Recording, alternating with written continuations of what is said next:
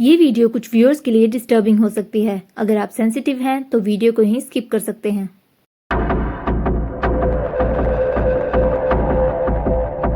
A Christmas murder with no break-in, no footprint and a fake ransom note।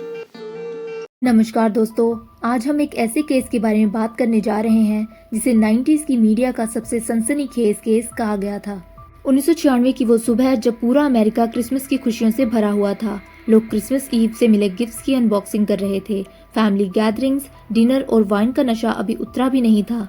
लेकिन Colorado के Boulder में एक औरत जिसका नाम पैट्सी रैमसी था, उसने अपने घर में एक नोट मिलता है जिसे पढ़कर वो तुरंत अपनी बेटी जॉन बेनेट रैमसी के कमरे में भागती है और ये प्रार्थना करती है कि नोट में जो लिखा है वो सच ना हो।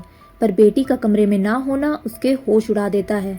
बदहवासी में वो तुरंत 911 को कांटेक्ट करती है।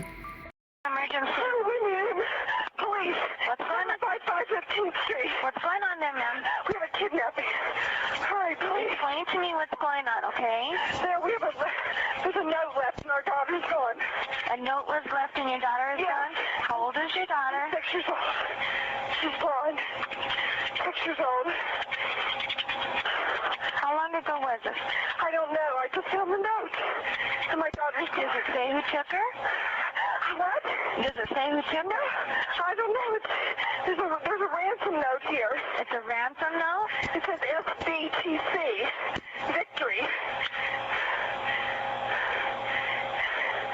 Please. Okay, what's your name? Are you Kathy Ramsey? I'm the mother. Oh my God. Please. I'm sending an officer over, okay?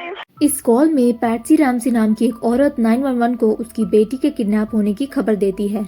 उसे 3 पेज का रैंसम नोट मिला था जिसमें फिरौती मिलने के बाद उसकी बेटी को सही सलामत वापस करने का आश्वासन था। कॉल के कुछ मिनटों में ऑफिसर रिच फ्रेंच घटनास्थल पर पहुंचते हैं जहां पैट्सी उन्हें अपनी बेटी जॉन बेनेट की किडनैपिंग की जानकारी देती है और उन्हें 3 पेज का वेल रिटन रैंसम नोट थमा देती है। उसके अकॉर्डिंग जब वह सुबह उठी तो उसे ये नोट उसकी स्टेयरकेस पर मिला।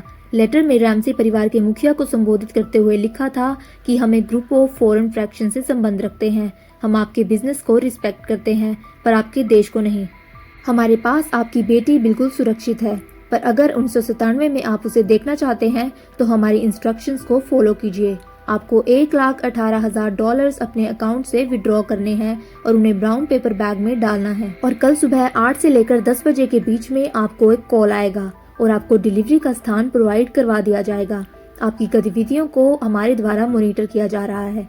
कोई भी गड़बड़ की आशंका हुई तो आपकी बेटी को मार दिया जाएगा। हमारे इंस्ट्रक्शंस को फॉलो करते रहेंगे तो आपकी बेटी आपको 100% वापस मिल जाएगी। Bye victory SPTC। नोट बहुत ही सिनेमैटिक और फिल्मी था। घर में कोई भी फोर्स एंट्री या स्ट्रगल के साइन नहीं थे। घर के मुखिया जॉन रैमसी के अकॉर्डिंग वो कल शाम अराउंड 9-10 बजे अपने क्लोज फ्रेंड्स के घर से क्रिसमस डिनर करके आए थे। घर का मेन डोर लॉक था। अपने बच्चों को बेड पर सुलाने के बाद जॉन और पैट्सी भी अपने कमरे में सो गए थे। रात को जॉन और पैट्सी ने कोई आवाज तक नहीं सुनी थी। नोट मिलने के बाद उन्होंने अपने बड़े बेटे बुर्क रैमसी का रूम भी चेक किया। फॉर्चुनेटली वो सुरक्षित था। सुबह 6:10 पर दूसरे ऑफिसर सर्जन पॉल रेचनबैग घटनास्थल पर पहुंचे और ऑफिसर फ्रेंच से सारी जानकारी मिलने के बाद उन्हें बहुत अजीब लगा। उन्होंने तुरंत डिटेक्टिव्स को इन्फॉर्म किया और फोन को मॉनिटर करने का डिसीजन लिया क्योंकि 8 से 10 बजे के बीच में किडनैपर्स का कॉल आने वाला था। तब तक घर में रैमसी परिवार के रिलेटिव्स और फ्रेंड्स का जमावड़ा लग चुका था जिन्हें रैमसी परिवार ने किडनैपिंग की खबर दी थी। डिटेक्टिव फ्लीट वाइट घटनास्थल पर पहुंचे और उन्होंने किडनैपर्स की कॉल आने तक घर को क्विक सर्च करने का निर्णय लिया। पूरा घर सामान्य था। घर में कुछ भी चोरी नहीं हुआ था और ना ही सामान उथल पुथल किया गया था। पूरे घर को देखने के बाद वो लोग बेसमेंट की तरफ सर्च करने जाते हैं। In case John Bennett basement में छुपी बैठी हो। बेसमेंट में घुसते ही सीढ़ियों की दूसरी तरफ एक विंडो टूटी हुई थी जो कि जॉन ने तोड़ी थी क्योंकि वो कुछ समय पहले घर में लॉक हो गया था और चाबी मिल नहीं रही थी। तब से उन्हें कभी विंडो को रिपेयर करवाने का समय ही नहीं मिला। खैर, संकरे हॉलवे से बेसमेंट में घुसते ही वहाँ एक दूसरा रूम था जिसे लाइट ना होने के कारण छोड़ दिया गया। अब घटनास्थल पर अननेसेसरीली लोगों का जमावड़ा लग चुका था। जॉन बेनेट के भाई बुर्क को घटना के ट्रॉमा से दूर रखने के लिए वेस्टर बाउल्डर रेसिडेंस भेज दिया गया। घटनास्थल पर इतनी भीड़ होना इन्वेस्टिगेशन के प्रोटोकॉल्स के बिल्कुल खिलाफ था। जॉन बेनेट के रूम को छोड़कर घर का कोई भी हिस्सा सीज नहीं किया गया था। मतलब कोई भी कहीं भी आ जा रहा था। उनके कुछ रिश्तेदारों ने तो बिखरे हुए किचन में पोछा मारकर लॉ एनफोर्समेंट के सबसे बड़े रूल को भी तोड़ दिया था और शायद पोटेंशियल एविडेंसेस को भी कंटामिनेट कर दिया था।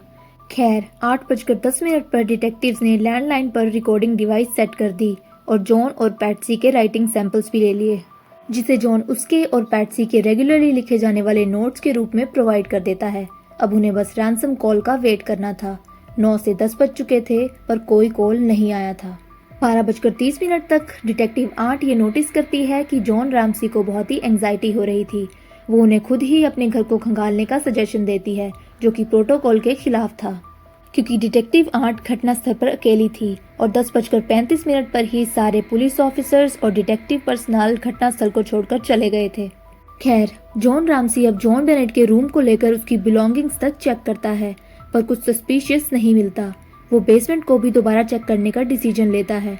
उन्होंने फिर मेन एरिया, जिसकी खिड़की का शीशा टूटा हुआ था, को सर्च किया और फिर बेसमेंट के दूसरे कमरे को चेक किया। जल्द ही डिटेक्टिव आर्ट को बेसमेंट से एक दर्दनाक चीख सुनाई देती है। बेसमेंट के उसी अंधेरे कमरे में, जिसे उन्होंने पहले लाइट ऑफ होने की वजह से छोड़ दिया था, वहां जॉन बेनेट की लाइफलेस बॉडी पड़ी हुई थी। उसे व्हाइट ब्लैंकेट से लपेटा गया था और मुंह पर ब्लैक टक टेप थी और एक कोट जिसे उसके हाथों के सहारे सिर पर लपेटा गया था। उसकी रिपोर्ट में बाद में ये भी रिवील किया गया था कि उसको 8.5 इंच का स्कल फ्रैक्चर भी आया था। और इसी के साथ ये 1996 का बाउल्डर कोलोराडो का पहला होमोसाइड केस बन गया था। ये पूरे अमेरिका के लिए बहुत ही शॉकिंग और भयानक था। ना ही कोई फोर्स्ड एंट्री, ना कोई ब्रेक इन, ना कोई चोरी, तो घर में आया कौन? रैमसीज के अकॉर्डिंग डोर तो लॉक था। अब हम इस केस के दूसरे पड़ाव की तरफ जाते हैं, जहां पुलिस और डिटेक्टिव्स की स्टेटमेंट और कुछ सस्पिशियस वाक्य किसी घुसपैठिए की जगह घर में ही रह रहे लोगों की तरफ इशारा करते हैं। रैमसी परिवार ने जॉन बेनेट को अपने होम टाउन अटलांटा में क्रीमेट करने का डिसीजन लिया। वो बाउल्डर तो सिर्फ जॉन के काम की वजह से रहते थे। इनिशियली उन्होंने पुलिस की किसी भी गतिविधि और इन्वेस्टिगेशन में सीधे तौर पर भाग लेने में नुक्ताचीनी की। वो पुलिस इंटरव्यूज को तो डिक्टेट करने की कोशिश कर रहे थे, पर वहीं मीडिया इंटरव्यूज में बढ़ चढ़कर भाग ले रहे थे। उनका पूरा ध्यान अपनी बेटी के कातिलों को ढूंढने में मदद करने की बजाय अपनी इमेज क्लीन करने में था। Across the 3 pages across the run of one of the stair treads, and it was kind of dimly lit because it was very early in the morning, and I started to read it, and it was addressed to John. It said Miss, and I immediately ran back upstairs and pushed open her door, and she was not in her bed. यहाँ Patsy के according उसे पहले note मिला, तब वो John Bennett को ढूंढने उसके रूम में गई, पर डिटेक्टिव फ्रिंच के अकॉर्डिंग पैट्सी ने कहा था कि वो सुबह सबसे पहले पैट्सी को उठाने गई थी। उसे रूम में ना पाकर वो नीचे भागी जब उसे रैंसम नोट मिला। ये अक्सर तब देखा जाता है जब हम मनगढ़ंत कहानियां बुनते हैं। और हाँ, नोट में बोला गया था कि अगर उन्होंने पुलिस को बताने की कोशिश की तो उनकी बेटी को मार दिया जाएगा, पर उन्हें देखकर ये बिल्कुल भी नहीं लगा कि उन्होंने ऐसा सोचा होगा कि अगर किडनैपर सच में उन्हें मॉनिटर कर रहे हों और उनकी बेटी को हार्म पहुंचा दें। और ऐसे बहुत से इंटेंसेस थे जहां उनकी स्टेटमेंट्स रियलिटी से मैच नहीं कर रही थी। इन्वेस्टिगेटर्स को उनके बिहेवियर में एक पैटर्न देखने को मिला, जहां जॉन बहुत ही काम और कंपोज थे, वहीं पैट्सी बहुत ही ओवर ड्रामेटिक और कंफ्यूजिंग थी। किडनैपिंग की सुबह जब सब 10 बजे रैंसम कॉल का वेट कर रहे थे और जब वो कॉल नहीं आई तो रैमसी कपल में से कोई भी हैरान या अनकंफर्टेबल नहीं दिखा था, बल्कि वो तो अपने रिलेटिव्स में उलझे हुए थे। ऐसे कई वाक्य, जैसे क्रिसमस पार्टी से आते ही जॉन बेनेट का सो जाना और रैमसी कपल द्वारा उसे बेड पर लेटा देना भी मैच नहीं हुआ। इतने मंथ रैमसीज का पीछा करने के बाद 30 अप्रैल 1997 में उनके साथ फेस टू फेस इंटरव्यू हुआ, जिन्हें भी रिकॉर्ड करने से दोनों ने मना कर दिया, पर मीडिया के इंटरव्यूज और प्रेस कॉन्फ्रेंसेस में बढ़ चढ़कर भाग लेते रहे। एविडेंसेस भी स्ट्रांगली यही सजेस्ट करते हैं कि वारदात स्टेज थी। जॉन बेनेट की बॉडी पर जो मार्क्स और इंजरीज पाई गई थी वो भी रैमसीज के घर की चीजों से ही दी गई थी, जैसे पेंट ब्रश हैंडल और वाइट शीट। रैंसम नोट में भी जो फिरौती की रकम मेंशन की गई थी वो भी सस्पिशियसली जॉन का क्रिसमस बोनस अमाउंट था। जिस पेपर और शार्पी को नोट के लिए यूज किया गया था वो भी पैट्सी के ही थे। 2016 में आई एक CBS डॉक्यूमेंट्री में तो जॉन बेनेट के बड़े भाई 9 साल के बर्ट रैमसी का इन्वॉल्वमेंट भी थ्योरराइज किया गया था। एनालिस्ट ने तो एक कंट्रोवर्शियल क्लिप भी ढूंढ निकाली थी जो पैट्सी द्वारा 911 को की गई कॉल के एंड में थी। Patsy? Patsy?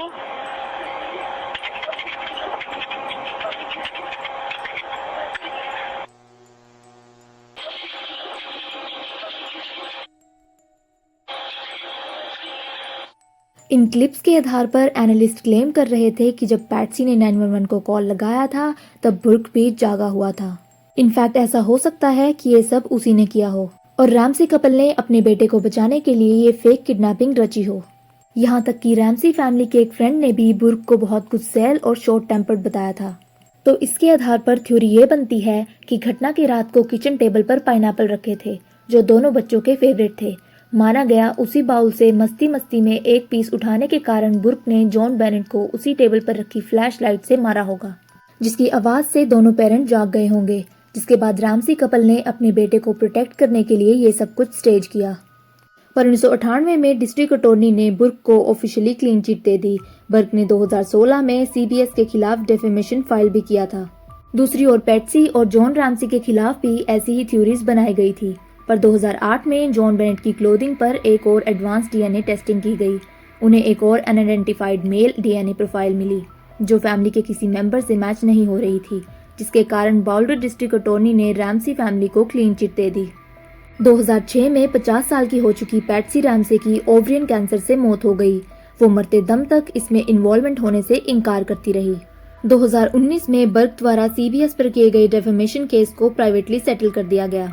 ये केस आज भी ओपन है और घटना स्थल पर पाए गए अननोन डीएनए के आधार पर इंट्रूडर थ्योरी को भी इन्वेस्टिगेट किया जा रहा है। आज सालों बाद भी जॉन बेनेट की मौत एक रहस्य बनी हुई है। इतने सालों में इतनी थ्योरीज को सपोर्ट करने के लिए कोई एविडेंस ही नहीं मिला है।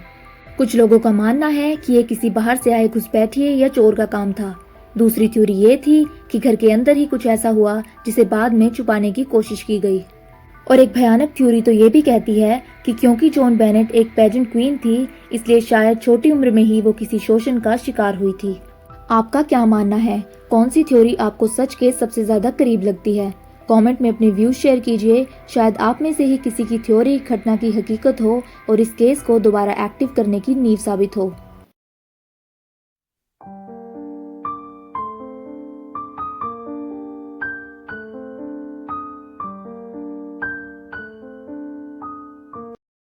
आज के लिए बस इतना ही दोस्तों। उम्मीद करती हूँ कि आपको वीडियो पसंद आई होगी। फिर मिलते हैं किसी ऐसी ही ट्रू क्राइम स्टोरी के साथ। तब तक के लिए चैनल को लाइक करें, सब्सक्राइब करें और कमेंट करना बिल्कुल ना भूलें, क्योंकि आपका सपोर्ट जरूरी है। I got nightmares in my head, I fear that the thoughts build up until I can't